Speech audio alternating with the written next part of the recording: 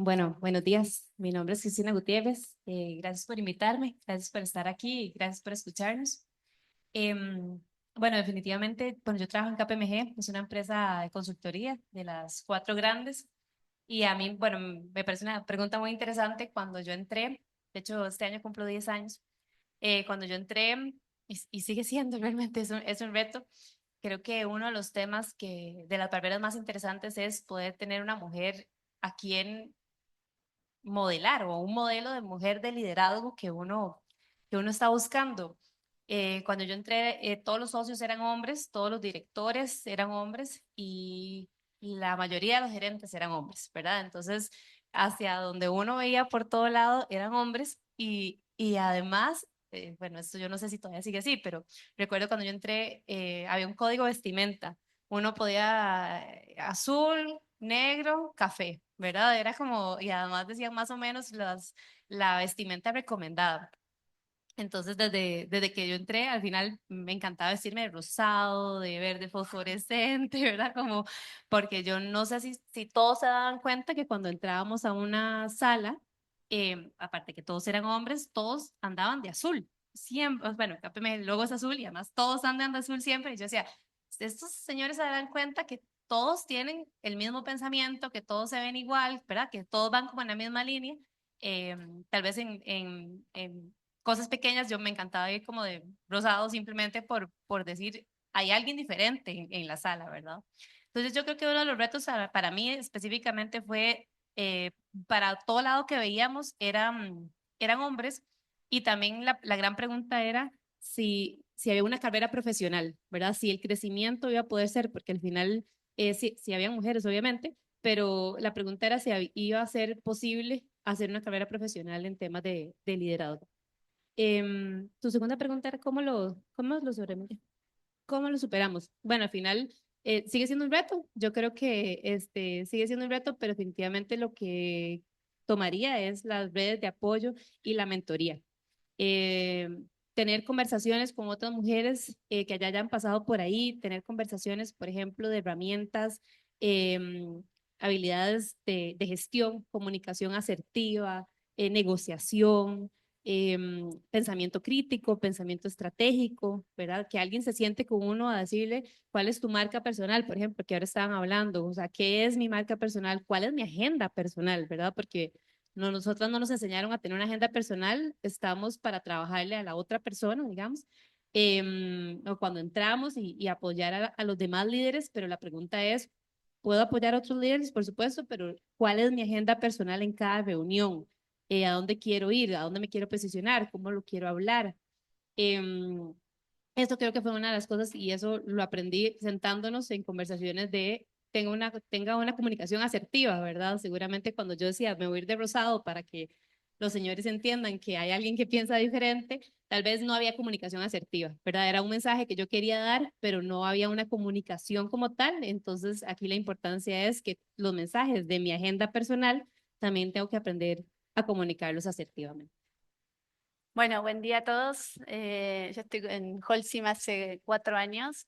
Cuando ingresé a Holcim ya venía de 15 años de otro rubro, similar, no de la construcción, sino del sector petrolero, que también venía con este desafío de ser un rubro naturalmente más masculino, en el cual había visto una evolución muy grande. Obviamente esto lo cuento en Argentina, no sé si en todos los países es igual, pero sí había habido un cambio en lo que refiere a la participación de mujeres en roles de liderazgo. Cuando ingresé en Holcim hace ya 4 años y en una posición de liderazgo, tenía bastantes prejuicios de qué iba a pasar en esa área. Y enseguida lo que logré o lo que encontré fue ver una red de mujeres que estaba actualmente en la compañía y apoyarme en ellos, ¿no? Desde como líder, si bien mayoritariamente sigue siendo de hombres, encontrar una red y encontrar como líder a empezar a generar también un espacio para mujeres que están en un área de crecimiento, ¿no? Uno como líder tiene la responsabilidad, y hoy se lo preguntabas a Sandra, de hacer las cosas bien para poder abrir, primero por uno, por supuesto, pero también para abrir camino a quienes vienen detrás y poder, digamos, darles esas oportunidades. Entonces el desafío quizás más grande era primero encontrarme en un área de muchos hombres, qué hacer con eso, generar una red de mujeres de contención. Y en Holcim tenemos mentoría donde podemos ayudar a las mujeres, encontrar, digamos, desarrollo en mujeres con potencial a futuro. Entonces, mucho trabajo en conjunto para con uno como desarrollo profesional, pero también con las generaciones que vienen. Y en este particular, nosotros sabemos que ha habido un notable aumento en mujeres CEO, ¿verdad? En diferentes industrias, pero todavía el gap es muy, muy grande. En este particular, ¿podrían contarnos qué estrategias han usado ustedes para posicionarse como líderes en sus sectores? Empiezo yo. Bueno, a nivel corporativo, en Holcim somos muy pocas CEOs, te diría que son 3 en todo lo que es globalmente, entonces todavía hay una oportunidad. Y posicionarnos en nuestra marca personal, en el trabajo de la marca personal y de vuelta, trabajar muy intencionalmente en las contrataciones, en las búsquedas de perfiles para generar las siguientes generaciones que van a ser quienes nos sustituyan y quienes crezcan en ese lugar de liderazgo que cada vez más tenemos que buscar. Entonces, ser muy intencionales en eso, en la búsqueda de mujeres en las contrataciones. Nosotros a nivel operativo es donde más nos cuesta, a nivel gerencial o equipos de liderazgo ya estamos en un 60% mujeres, la verdad que ha crecido muchísimo en el último año, pero todavía hay una oportunidad muy grande también a niveles operativos, en una fábrica, en áreas de mantenimiento, en liderazgo, en una planta de cemento, ¿no? Entonces, trabajar muy conscientemente en la búsqueda y en el armado de esos profesionales que tienen que ser el futuro. ¿Por qué no? Que el día de mañana un CEO sea una gerente de planta de cemento que venga de esa área, ¿no? Y yo complementaría, escucha, Sí. así, yo complementaría tal vez con la estrategia es trabajar en nosotras mismas, ¿verdad? Entendernos, entender hacia dónde queremos ir, entender qué queremos hacer, entender cómo lo queremos hacer. A veces vamos muy rápido, detenernos en cómo queremos hacer. Ahora le preguntaban a doña Sandra que cómo hacemos en temas de que las oportunidades de las mujeres arriba de los 50. A mí me parece curioso porque al final como que siempre no estamos cómodas de alguna forma. Yo entré teniendo 25 años a KPMG y era demasiado joven, entonces en las reuniones era demasiado niña y la cara era demasiado niña. Hoy tengo 35 y estoy entre que tengo cara de niña, porque igual siguen viendo en las reuniones a los socios, pero tengo experiencia para no decir que soy tan niña. Pero luego cuando tenga 45, entonces la pregunta es, ¿cuándo es el número correcto, verdad? O sea, si estoy demasiado niña, si estoy demasiado grande o ya tengo experiencia, o sea, al final creérnosla definitivamente está en nosotros, porque si 50 ya es demasiado, ¿verdad? Como que entonces nunca es, ¿cuál es el número? Nunca hay un número, diría que más bien está en nosotros, en conocernos a nosotros y en cuál es la agenda que queremos trabajar. Sería mi primer punto. Y un segundo punto, tal vez para complementar, es no cansarnos de hacer las cosas bien, ¿verdad?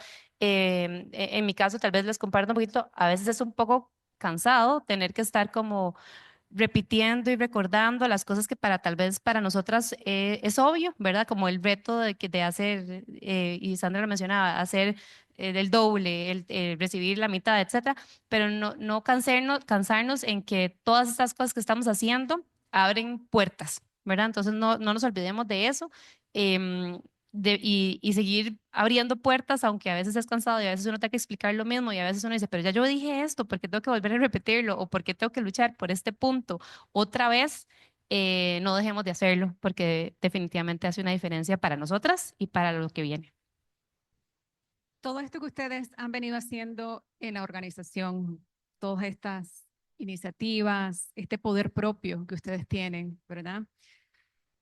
¿Cómo han hecho ustedes para enfrentar resistencia al implementar cambios en sus industrias? Uno, en primer lugar, ¿los han encontrado? ¿Cuáles han sido esos impedimentos o esas resistencias, pero sobre todo, qué han hecho? ¿Y qué podrían hacer otras mujeres para poder lidiar con eso? Bueno, en mi caso, en mi experiencia, y es bastante personal, pero es salir del área de confort, ¿no?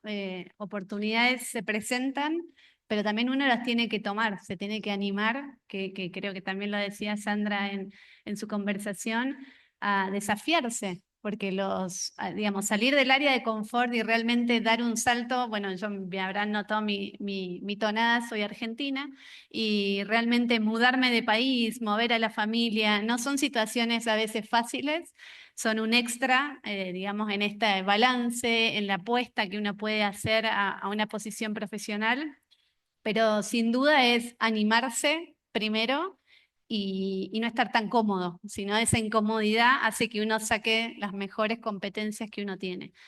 Y la segunda es prepararse, estar listo. Las oportunidades son pocas, bueno, o no abundan para las mujeres, entonces ser la persona más calificada en ese momento, prepararse, estudiar. Yo siempre le digo a las chicas de mis equipos, tienen que ser la mejor versión de ustedes para que cuando esté la oportunidad, que haya por obvio que sea esa la persona, ¿sí? Independientemente del género, esto es competencias y ser los mejores en esa función.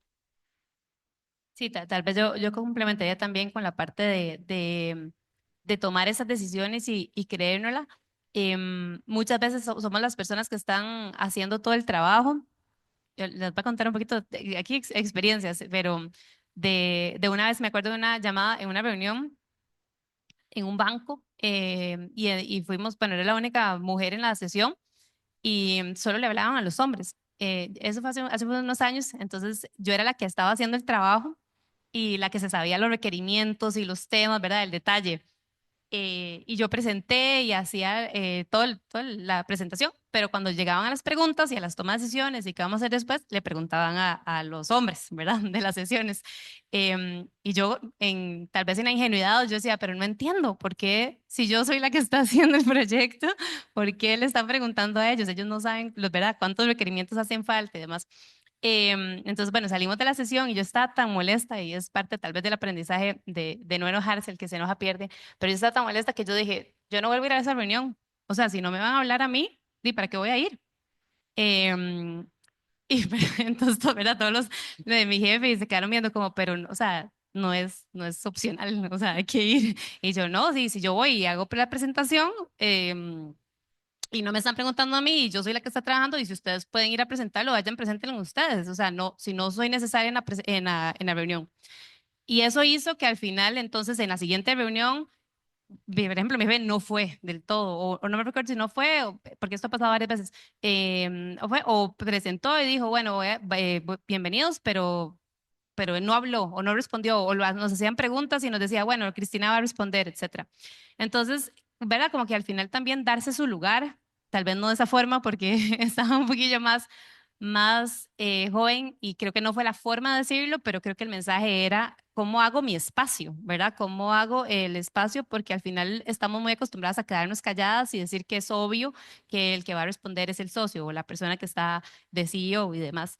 Que en mi caso eran todos hombres. Entonces, tal vez buscar el espacio y cómo lo junto con la pregunta anterior, cómo de una manera de comunicación asertiva buscamos nuestro espacio para no perder esas oportunidades y para salirnos de nuestra zona de confort, complementando lo que decías, en tomar esas oportunidades para hacernos ver, ¿verdad? Que al final muchas veces decimos, no, es que se nos ve mal, estoy jugando de viva, etcétera, pero no, al final necesitamos buscar nuestros espacios porque nosotros somos las dueñas de cómo escribimos nuestra carrera profesional.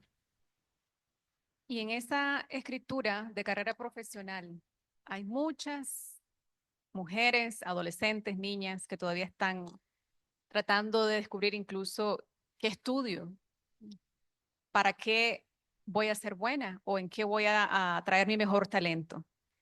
¿Qué consejo les darían ustedes a estas mujeres jóvenes que desean ingresar y destacarse en estas industrias particulares que son normalmente dominadas por hombres? Bueno, en mi caso justo es una pregunta que me hizo mi hija de 11 años. El fin de semana que tenía que hacer una tarea para el colegio me dijo, ¿vos siempre supiste que querías estudiar y ser esto? Ser esto, no sabe qué es, Pero la verdad que no, es una búsqueda que todos tenemos cuando terminamos, excepto los que tienen una vocación así como medicina, como algo que es muy desde adentro, desde muy chico. En mi caso no. Y yo lo que les podría decir es que no se condicionen las carreras por el género, porque si hay más mujeres o más varones, y más hacia futuro, ¿no? Porque realmente cuando yo veo mi inicio de carrera profesional, el balance entre mujeres y hombres, cómo era hoy, es abismal cómo fue acelerándose. Creo que mi hija que tiene 11, cuando llegue a los 18 ya va a ser menos notorio o casi igual en todas las carreras. Entonces creo que la exploración es encontrar lo que a uno le apasiona. Buscar, que no es fácil, ¿no? No sé, para mí no fue fácil en mi carrera profesional realmente encontrar que liderar equipos y generar equipos de alta performance es lo que me encanta y es lo que más disfruto independientemente del rubro. Pero encontrar eso, ¿qué es lo que te apasiona? ¿Dónde serías más feliz haciéndolo? Independientemente del género, del rubro, si es realmente que te apasione, vas a ser exitoso, ¿no? En definitiva, eso.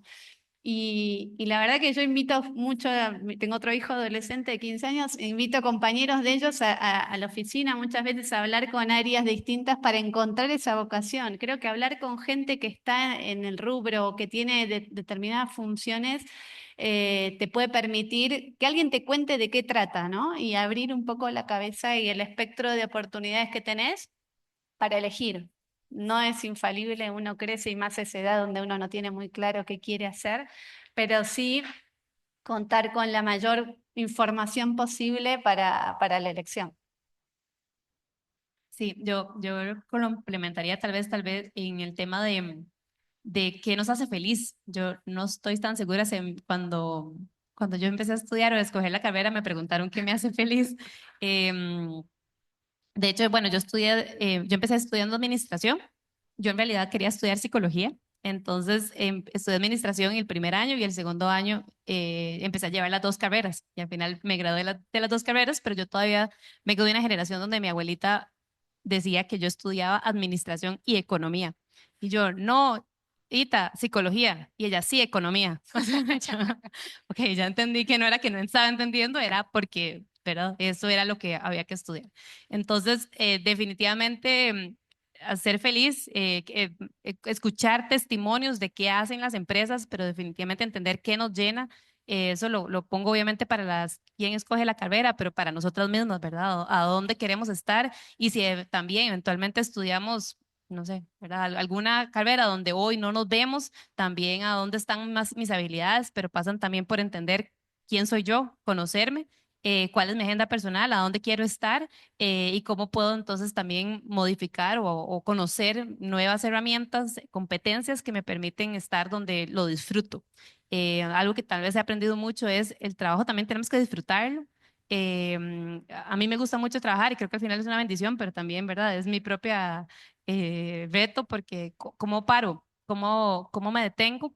Pero eso pasa porque yo disfruto lo que hago y creo que ahí está el reto y cuando no lo estamos disfrutando hay que parar, ¿verdad? Cuando no lo estamos disfrutando hay que parar, algo no está funcionando, pero eso solo va a ver cuando yo noto si lo estoy disfrutando o no.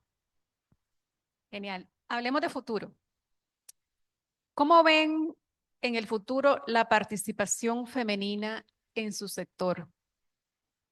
Y aunado a esto, ¿qué cambios creen ustedes que deben de ocurrir?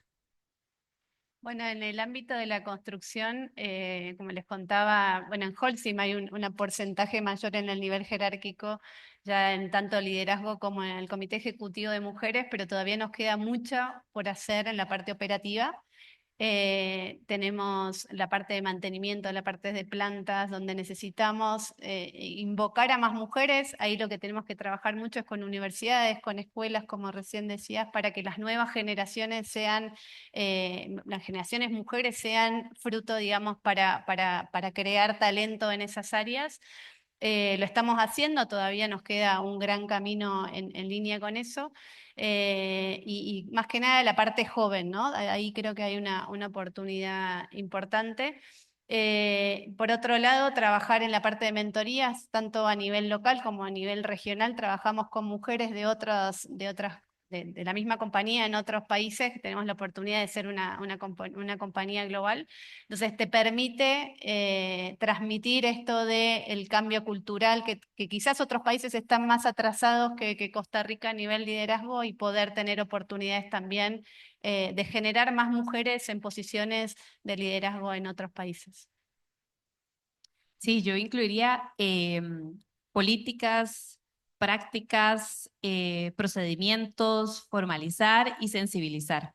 En definitiva, yo veo un gran cambio en temas de consultoría, en poder tener socias mujeres, pero todavía nos queda un gran reto en sensibilizar y aculturizar, digamos que parte del tema de tener mujeres en posiciones de liderazgo sea parte de la cultura. Yo siempre digo, por ejemplo, que hoy tenemos muchas gerentes mujeres y entonces se esconde a veces, ¿verdad? Dicen, bueno, no, sí, sí tenemos mujeres gerentes. Y yo, bueno, sí, pero también hemos encontrado que hay, desde la gerencia, hay ¿verdad? Entonces, sí son mujeres gerentes, pero para una gerente senior o una directora o una socia o todo lo que queda para arriba, todavía hay un reto. Entonces, creo que la idea sería también no detenernos en esa carrera profesional. Contándoles tal vez un poquito nuevo, de mi experiencia, en KPMG entraron dos socias hace unos 4 años, entraron como socias, ¿verdad? Y la gran pregunta también es si, y de verdad, uno dice, entraron de lo externo a lo interno como socias, pero la pregunta es si uno tiene posibilidades de carrera profesional de seguir subiendo y no de que solamente la mujer entre desde una parte externa, ¿verdad? Entonces eso sigue siendo una pregunta y sigue siendo un reto de que tenemos que entender cómo aculturizamos para que el crecimiento de la carrera profesional se dé de manera paulatina, digamos, por pasos, y que no necesariamente que la única forma de tener mujeres en posiciones de la alta gerencia es de que vengan de afuera. Entonces creo que todavía nos queda un reto por hacer en la cultura organizacional, en las políticas y en las prácticas para la sensibilización. Muchísimas gracias, Cristina, Natalia. Ahora vamos a pasar igual a escuchar sus comentarios, preguntas, observaciones. Está el código QR en pantalla para que por favor lo puedan escanear y mandarnos. Por acá les contestamos. A ver.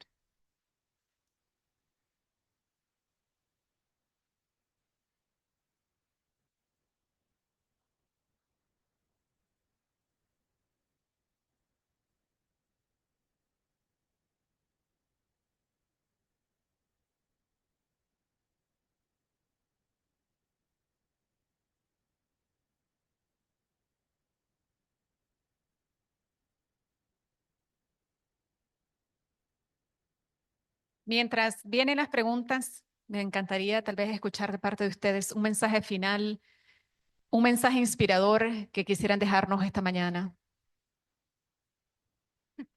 Bueno, yo soy fan de la palabra brillar. Ojalá que todas nosotras busquemos el espacio donde brillemos. Em, Siempre invitarlas a ser nuestra mejor versión, lo que sea que eso signifique, trabajar en nosotras para que nos sintamos cómodas con nosotros, para no tener pensamientos de culpa, como nos decía Sandra en la otro espacio. No tengamos pensamiento, pues la idea sería no busquemos espacios de culpa, sino espacios de crecimiento. Tratemos de estar presentes donde estamos, como estamos, tratamos de estar de muchos lugares a la vez, pero definitivamente estar presentes no solamente nos llena a nosotras, sino que complementa muy bien el espacio con quien estamos y construimos con la otra persona. Entonces, brillar y construir serían mis palabras de mensaje de hoy. Bueno, en mi caso, salir del área de confort, como lo dije, animarnos a ser nuestra mejor versión, prepararnos para ello, seguir creciendo y desarrollándonos profesionalmente y personalmente, y disfrutar con pasión lo que hacemos. Creo que en el liderazgo de mujeres muchas veces lo que se cuestiona es si podemos ser firmes como los varones o de alguna manera. Y yo creo que ser cercano, ser empático no quiere decir ser menos firmes y buscar la alta performance o los buenos resultados en las posiciones de liderazgo. Así que nada, brillar con excelencia también. Genial. No tengo todavía las preguntitas para que por favor me las compartan por acá y podamos leerlas. Sí, a quien las esté recibiendo, por favor me las puede hacer llegar. Y aquí están. ¿Cuáles son las posibles guías o herramientas en cuanto a la competencia entre mujeres que están en equipo? ¿Cuáles son? Perdón. ¿Cuáles son posibles guías o herramientas en cuanto a la competencia es entre mujeres que están en mi equipo? Es decir, hay competencia en las mujeres de ese equipo. ¿Qué posibles guías o herramientas recomiendas para abordar eso?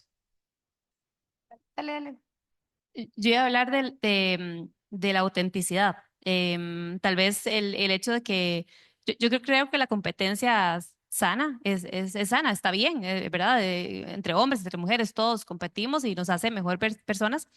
Pero definitivamente ser auténticas y ser vulnerables, tal vez en entender que nosotros hay oportunidades y nosotros queremos tomar esas oportunidades, pero definitivamente no hace nuestra mejor versión ocultarle la oportunidad a otra mujer en un trabajo en grupo. Entonces, definitivamente como grupo trabajamos siempre mejor, entendiendo que todas somos diferentes, entendiendo que todas vamos a traer competencias diferentes a la mesa, entender cómo podemos funcionar y cuál es el mejor momento para cada una de nosotras es una herramienta, pero también trabajar desde la autenticidad y la presencialidad, en que si esta es mi oportunidad o si es la oportunidad para la otra persona, no, el hecho de que yo compita no quiere decir que yo le tenga que bajar el piso, ¿verdad? Entonces, entender que yo quiero ser lo mejor de mí, pero si no es mi momento, tampoco tengo que dejar de apoyar a la otra persona para que sea el momento de la otra persona. Sí, para agregar simplemente eso, como es buena la competencia y sana entre mujeres y entre hombres, pero siempre de una manera colaborativa y que sea fair, ¿no? O sea, me parece que justamente las mujeres tenemos la oportunidad de ser más colaboradoras que competencia y creo que eso es lo que debería de ser más primordial, digamos, entre mujeres. Acá hay otra pregunta, dice. Cuando comentan de prepararse para llegar a ser la mejor versión de ustedes mismas o de nosotras mismas, ¿qué formación y qué habilidades recomiendan ustedes que debamos desarrollar? Bueno, depende mucho primero el rol, digamos, en el que uno le toque. Yo vengo de la parte de administración de empresas y siempre en el área comercial, cuando me tocó o estaba en proceso de ser CEO, no tenía idea del área industrial, entonces me tuve que ir a una planta de cemento, buscarme un mentor, porque la verdad que en ese sentido la empresa no lo había pensado como tal, y yo necesitaba buscar a alguien en quien confiar y quien me enseñara y tener la humildad de decir, no lo entiendo, no sé, y quién me puede explicar. Entonces, eh, es muy técnico y muy específico de mi rol, pero eso creo que es el reflejo del desafío que puede presentarse en cualquier posición. Y sí creo que las habilidades blandas son transversales en todos los roles, el saber comunicar bien, el saber liderar equipos diversos, que sean muy competentes, que realmente nos desafíen a nosotros como líderes, creo que es otra de las habilidades muy importantes para aprender. Sí, yo para complementar tal vez, porque hay 4 habilidades que sí quisiera dejarles. Para mí es importante la comunicación asertiva, el pensamiento crítico, el pensamiento estratégico y la negociación. Me gustaría retomar sobre esas 4 y muchas veces nosotros somos muy analíticas y pensamos mucho, pero también cómo es la estrategia, ¿verdad? Detrás de ese pensamiento sobre nosotras, sobre la empresa, sobre las tareas que estamos haciendo. Ser esas 4. Genial. Y ya para la última pregunta, porque igual tenemos como 15 preguntas. Qué interesante, ¿eh? Ojalá nos diera chancecito de seguir conversando. O esto amerita una tarde llena de conversación. La última pregunta es, desde el rol de mujer, ¿cómo podemos hacernos más visible para que nos tomen en cuenta?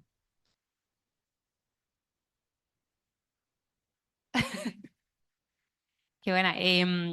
Bueno, yo creo que todas tenemos nuestras formas de tratar de hacernos visible. em, Desde los que les contaba, de los pequeños temas del cambio de color, de ropa y demás.